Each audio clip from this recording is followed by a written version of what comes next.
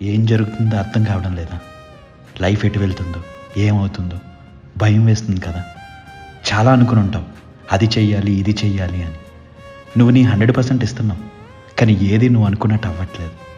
ఏదో సాధిద్దామని ఇంటికి దూరంగా ఉండి స్ట్రగుల్ అవుతూ ఉంటావు. ఒంటరిగా కూర్చొని ఆలోచిస్తున్నావా నీ పైన గమ్యం ఏంటా అని? అందరూ ఉన్నా లోన్లీగా అనిపిస్తుందా? ఎవరికి చెప్పుకోవాలో కూడా తెలియట్లేదు కదా. గట్టిగా ఏడవాలనుందా?